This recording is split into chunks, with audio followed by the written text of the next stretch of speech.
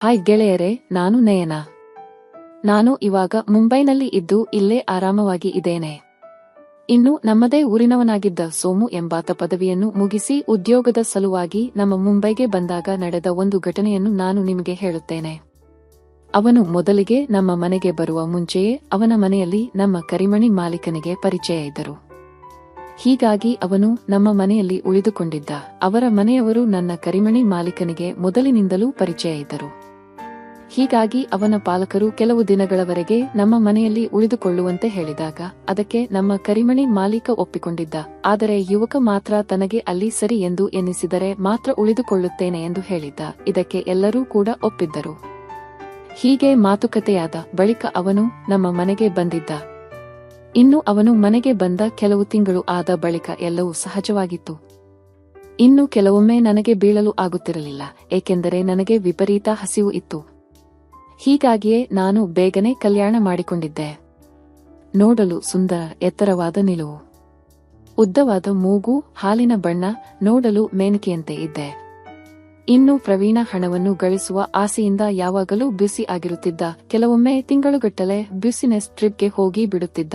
ಇಷ್ಟಿದ್ದರೂ ಸಹಿತ ನಾನು ಎಲ್ಲರನ್ನೂ ಚೆನ್ನಾಗಿ ನೋಡಿಕೊಂಡು ಮನೆಯಲ್ಲೇ ಇರುತ್ತಿದ್ದೆ. ಇನ್ನು ನಮ್ಮ ಮನೆಯಲ್ಲಿ ಪ್ರವೀಣ, ನಾನು ಮತ್ತು ಅವನ ತಾಯಿ ಇದ್ದೆವು. ಇನ್ನು ಅದು ಸಿಟಿಯ ಮನೆ ಆಗಿದ್ದರಿಂದ ಕೆಳಗಡೆ ಅಡುಗೆ ಮನೆ, ಮೇಲುಗಡೆ ಕೋಣೆಗಳು ಇದ್ದವು. ಮೇಲೆ ಹೋಗಲು ಮನೆಯಲ್ಲಿಯೇ ಮೆಟ್ಟಿಲುಗಳು ಇದ್ದವು. ಅವನಿಗೆ ನಾನು ಮೇಲಕ್ಕೆ ಇರಬೇಕೆಂದು ಹೇಳಿದಾಗ ಅವನು ಸರಿ ಎಂದು ಹೇಳಿದ. ಅವನ ಕೋಣೆಯ ಪಕ್ಕದಲ್ಲೇ ನನ್ನ ಕೋಣೆ ಇದ್ದಿತು. ಕೆಳಗಡೆ ವಯಸ್ಸಾಗಿದ್ದ ತಾಯಿ ಉಳಿದುಕೊಂಡಿದ್ದರು. ಹೀಗೆ ಇಲ್ಲಿಗೆ ಬಂದ ಮೇಲೆ ಅವನಿಗೆ ಚಿಕ್ಕ ಕಂಪನಿಯೊಂದರಲ್ಲಿ ಕೆಲಸ ಸಿಕ್ಕಿತ್ತು. ಅವನಿಗೆ 15,000 ರೂಪಾಯಿ ಸಂಬಳ ಬರುತ್ತಿತ್ತು. ಅವನು ನಾನು ಮನೆಗೆ ಖರ್ಚಿಗೆ ಕೊಡುತ್ತೇನೆ ಎನ್ನುತ್ತಿದ್ದ. ಆದರೆ ನಾವು ಬೇಡ ಬೇಡ ಎಂದು ಹೇಳಿ ಬಿಡುತ್ತಿದ್ದೆವು. ಇನ್ನು ಕೆಲವೊಮ್ಮೆ ನಮ್ಮ ಕೋಣೆಯಿಂದ ಹೊರಗೆ ಶಬ್ದ ಕೇಳುತ್ತಿತ್ತು. ಆವಾಗ ಸೋಮು ಹೊರಗೆ ಬಂದು ಏನು ಶಬ್ದ ಎಂದು ನೋಡುತ್ತಿದ್ದ. ಕೆಲವೊಮ್ಮೆ ಪ್ರವೀಣ ಮನೆಯಲ್ಲಿ ಇಲ್ಲದಿರುವಾಗಲೂ ಕೂಡ ಶಬ್ದ ಕೇಳಿಸುತ್ತಿತ್ತು. ಯಾಕೆಂದರೆ ನನಗೆ ಹಸಿವು ತಡೆಯಲು ಆಗುತ್ತಿರಲಿಲ್ಲ. ಇನ್ನು ನಮ್ಮ ಕೋಣೆಗಳ ಹಿಂದಿನ ಬಾಗಿಲು ಇದ್ದು ಕೇವಲ ಒಂದು ಕಬ್ಬಿಣದ ಒಂದು ಬೇಲಿ ಅಡ್ಡಿ ಇದ್ದು ಅದನ್ನು ಆರಾಮವಾಗಿ ದಾಟಬಹುದಿತ್ತು. ಇನ್ನು ಈ 2 ಕೋಣೆಗಳಿಗೆ ಒಂದೇ ಕಾರಿಡಾರ್ ಇದ್ದು ಅಲ್ಲಿ ಸಸಿಕುಂಡಲವನ್ನು ನೀಡಲಾಗಿತ್ತು. ಅಲ್ಲಿ ನಾವು ಸಾಕಷ್ಟು ಗಿಡಗಳನ್ನು ನೆಟ್ಟಿದ್ದೆವು. ಅದಕ್ಕೆ ದಿನಾಲೂ ನೀರು ಹಾಕುತ್ತಿದ್ದೆವು. ಇನ್ನು ಅವನನ್ನು ನಾನು ಎಂದಿಗೂ ಬೇರೆ ದೃಷ್ಟಿಯಿಂದ ನೋಡಿರಲಿಲ್ಲ. ಆದರೆ ಸಮಯ ಎಲ್ಲವನ್ನೂ ಬದಲಾಯಿಸಿ ಬಿಡುತ್ತದೆ ಎನ್ನುವುದು ಸತ್ಯವಾದ ಮಾತು. ಅವನು ಮನೆಯಲ್ಲಿ ಇರತೊಡಗಿದರಿಂದ ನಾವೆಲ್ಲ ಕೂಡಿಕೊಂಡು ಇದ್ದೆವು. ಅವನು ಹೊರಗಿನವನು ಎಂದು ನನಗೆ ಯಾವತ್ತಿಗೂ ಎನ್ನಿಸಲಿಲ್ಲ. ಆದರೆ ಕೆಲವೊಮ್ಮೆ ಅವನು ಸೌಂದರ್ಯವನ್ನು ಕಂಡಾಗ ಬೆಂಕಿ ಬಿದ್ದಂತೆ ಮಾಡುತ್ತಿದ್ದ. ಅವನ ಮುಖದಲ್ಲಿ ಎಲ್ಲವೂ ಗೊತ್ತಾಗುತ್ತಿತ್ತು. ಹೀಗೆ 6 ತಿಂಗಳು ಕಳೆದ ಬಳಿಕ ಒಂದು ದಿನ ಒಂದು ಘಟನೆ ನಡೆಯಿತು. ಒಂದು ರಜೆ ದಿವಸ ನಾನು ಅವನ ಕೋಣೆಗೆ ಕಸಗುಡಿಸಲು ಹೋಗಿದ್ದಾಗ ಅವನು ಯಾರು ಬರುವುದಿಲ್ಲ ಎಂದು ತಿಳಿದು ಯಾವುದೋ ಸಿನಿಮಾ ನೋಡುತ್ತಾ ಕೆಲಸ ಮಾಡುತ್ತಾ ಇದ್ದ. ಆಗ ನಾನು ಅಚಾನಕ್ ಆಗಿ ಬಾಗಿಲು ತೆಗೆದಾಗ ನನಗೆ ಗಾಬರಿಯಾಗಿ ಬಿಟ್ಟಿತ್ತು. ಆಗ ಅವನು ನೀವು ಯಾಕೆ ಬಂದಿರಿ ಎಂದು ಕೇಳಿದಾಗ ನಾನು ಮನೆಯಲ್ಲಿ ಇನ್ನೊಂದು ಕೀ ಇತ್ತು, ಅದನ್ನು ತಗೊಂಡು ಬಂದಿದ್ದೆ ಎಂದು ಹೇಳಿದೆ. ಆಮೇಲೆ ಸರಿ ಎಂದು ಸುಮ್ಮನಾದೆವು. ಆವಾಗಿನಿಂದ ಸ್ವಲ್ಪ ಮನೆಯಲ್ಲಿನ ವಾತಾವರಣ ಬದಲಾಗಿ ಬಿಟ್ಟಿತ್ತು. ನಾನು ಕೂಡ ಏನು ಮಾಡಬೇಕೆಂದು ತಿಳಿಯದೆ ಸುಮ್ಮನೆ ಇರುತ್ತಿದ್ದೆ. ಕೆಲವೊಮ್ಮೆ ನಾನೇ ನಕ್ಕು ಸುಮ್ಮನಾಗಿ ಬಿಡುತ್ತಿದ್ದೆ. ಹೀಗೆ ಮನೆಯಲ್ಲಿ ಇಬ್ಬರ ನಡುವೆ ಎಲ್ಲವೂ ಶಾಂತವಾಗಿ ನಡೆದು ಇತ್ತು.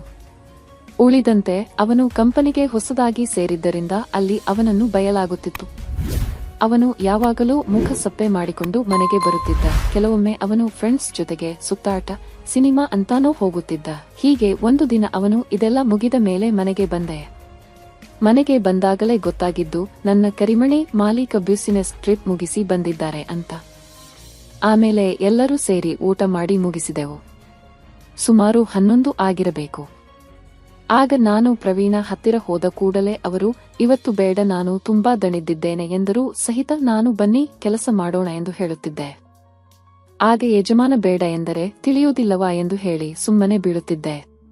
ಇನ್ನು ಆಮೇಲೆ ನಾನು ಏನು ಮಾಡಬೇಕೆಂದು ಯೋಚಿಸಿ ಕೊನೆಗೆ ಮೊಬೈಲ್ನಲ್ಲಿ ಸಿನಿಮಾಗಳನ್ನು ನೋಡುತ್ತಾ ಕೈಕೆಲಸ ಮಾಡಿದೆ.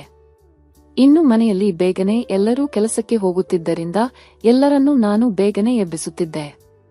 ಹೀಗೆ ಒಂದು ದಿನ ಏಳುವುದು ಸ್ವಲ್ಪ ತಡವಾದಾಗ ನಾನು ಸುಮ್ಮನೆ ಇದ್ದೆ. ಆಮೇಲೆ ಗಂಟೆ 9 ಆದರೂ ಸಹಿತ ಬೇಕಂತಲೇ ಅವನು ಬರದೇ ಇದ್ದಾಗ ನಾನು ಅಲ್ಲಿಗೆ ಹೋದಾಗ ಅಷ್ಟೊತ್ತಿಗಾಗಲೇ ಇನ್ನೊಬ್ಬ ಎದ್ದು ಕುಣಿಯುತ್ತಿದ್ದ. ಅದನ್ನು ನೋಡಿ ನನಗೆ ಖುಷಿಯಾಯಿತು. ಯಾಕೆಂದರೆ ಇದು ಎಲ್ಲರ ಸಮಸ್ಯೆ ಎನ್ನುವುದು ನನಗೆ ಗೊತ್ತಿತ್ತು. ಆಮೇಲೆ ನಾನು ದೂರದಿಂದಲೇ ಆಫೀಸಿಗೆ ಲೇಟಾಗುತ್ತೆ ನೋಡು, ಗಂಟೆ 9 ಆಗಿದೆ ಎಂದು ಹೇಳಿದೆ. ಇನ್ನು ಈ ನಡುವೆ ಬೇಸಿಗೆ ರಜೆ ಬಂದಿದ್ದರಿಂದ ಊರಿಗೆ ಹೋಗುವುದು ಎಂದು ತೀರ್ಮಾನ ಮಾಡಲಾಯಿತು. ಆಗ ನನಗೂ ಕೂಡ ಬರುವಂತೆ ಹೇಳಿದಾಗ ನಾನು ನೀವು ಹೋಗಿ ಬನ್ನಿ ಎಂದು ಹೇಳಿದೆ. ಆಮೇಲೆ ಹಾಗಿದ್ದರೆ ಯಾರೂ ಕೂಡ ಹೋಗುವುದು ಬೇಡ ಎಂದು ನಿರ್ಧರಿಸಿ ಎಲ್ಲರೂ ಅಲ್ಲಿಯೇ ಉಳಿದುಕೊಂಡೆವು. ಆಗ ನನ್ನ ಯಜಮಾನ ಮತ್ತೆ ಬಿಸಿನೆಸ್ ಟ್ರಿಪ್ಗೆ ಹೋಗುವುದಾಗಿ ಬರುತ್ತೇನೆ, 4-5 ದಿನಗಳು ಆಗುತ್ತದೆ. ನಾನು ತಾಯಿಯನ್ನು ಊರಿಗೆ ಬಿಟ್ಟು ಅಲ್ಲಿಂದ ಹೋಗ್ತೀನಿ ಎಂದು ಹೇಳಿ ಹೊರಟ. ಆಮೇಲೆ ನಾವಿಬ್ಬರೂ ಮನೆಯಲ್ಲಿ ಇದ್ದೆವು. ಆ ದಿನ ಭಾನುವಾರ ರಜೆ ಇದ್ದಿದ್ದರಿಂದ ಅವನು ಮನೆಯಲ್ಲೇ ಇದ್ದ. ನನ್ನ ಮುಖದಲ್ಲಿ ಯಾವ ಕಳೆಯೂ ಇರಲಿಲ್ಲ. ಅವನು ಯಾಕೆ ಎಂದು ನಾನು ಕೇಳಿದಾಗ ಯಾಕಿಲ್ಲ ಎಂದು ಹೇಳಿದೆ. ಆಗ ಅವನು ನನಗೆ ಗೊತ್ತು ಎಂದು ಹೇಳಿದೆ. ಆಗ ನಾನು ನಿನಗೇನು ಗೊತ್ತು ಎಂದೆ. ಆಗ ಅವನು ನಿನ್ನ ಯಜಮಾನ ಊರಿಗೆ ಹೋಗಿದ್ದಾರೆ, ಅವನಿದ್ದರೆ ಚೆನ್ನಾಗಿರುತ್ತಿತ್ತು ಎಂದು ಹೇಳಿದಾಗ ನಾನು ಹಾಗೇನೂ ಇಲ್ಲ ಎಂದು ಹೇಳಿದೆ. ಆಮೇಲೆ ನಾನು ಸರಿ ಇವಾಗ ಹೋಗಿ ಸಕ್ಕರೆ ತಗೊಂಡು ಬಾ, ನಾನು ಕಾಫಿ ಮಾಡ್ತೇನೆ, ಇಬ್ಬರು ಕುಡಿಯೋಣ ಎಂದು ಹೇಳಿದಾಗ ಅವನು ಸಕ್ಕರೆ ತಗೊಂಡು ಬಂದಾಗ ಅಡುಗೆ ಮನೆಯಲ್ಲಿ ನಿಂತಿದ್ದೆ. ಆಗ ಅವನು ಕೂಡಲೇ ಹಿಂದುಗಡೆಯಿಂದ ದಬ್ಬಿದಾಗ ನಾನು ಸುಮ್ಮನೆ ಇದ್ದೆ. ಆಗ ಅವನು ಮತ್ತೆ ಭಯವಾಗಿ ಹಿಂದೆ ಸರಿದ. ಆಗ ನಾನು ನೋಡು, ಈ ಸಮಯ ಮತ್ತೆ ಬರೋದಿಲ್ಲ, ವಿಚಾರ ಮಾಡು, ನಿನ್ನ ಕಷ್ಟ ನನಗೆ ಗೊತ್ತು, ನನ್ನ ಕಷ್ಟ ನಿನಗೆ ಗೊತ್ತು ಎಂದು ಹೇಳಿದೆ. ನಾನು ಅವನು ಹೆದರುತ್ತ ಸರಿ ಎಂದು ಹೇಳಿದಾಗ ಜೀವನದಲ್ಲಿ ಭಯಪಡಬಾರದು, ಇವಾಗ ಅಡುಗೆ ಮನೆಯಲ್ಲಿ ಕೆಲಸ ಮಾಡೋಣ ಎಂದೆ. ಆಗ ಆಮೇಲೆ ಅಲ್ಲಿಯೇ ಇಬ್ಬರು ಏಕಾಂತದಲ್ಲಿ ಆ ಕೆಲಸವನ್ನು ಮಾಡಿದೆವು. ತುಂಬಾ ದಿನದಿಂದ ಆಗದ ಕೆಲಸವನ್ನು ಕಂಡು ಕಣ್ಣಲ್ಲಿ ಆನಂದ ಬಾಷ್ಪ ಸುರಿಯಿತು. ಆಮೇಲೆ ಇಬ್ಬರು ಕಾಫಿ ಮಾಡಿಕೊಂಡು ಹೊರಗೆ ಬಂದು ಮಾತನಾಡುತ್ತಾ ಕುಳಿತಾಗ ಅವನು 2-3 ದಿನಗಳಿಂದ ಈ ಬಗ್ಗೆ ನಾನೇ ಯೋಚಿಸುತ್ತಿದ್ದೆ. ಆದರೆ ಏನು ಮಾಡೋದು ಎಂದು ವಿಚಾರ ಮಾಡುತ್ತಲೇ ಇದ್ದೆ.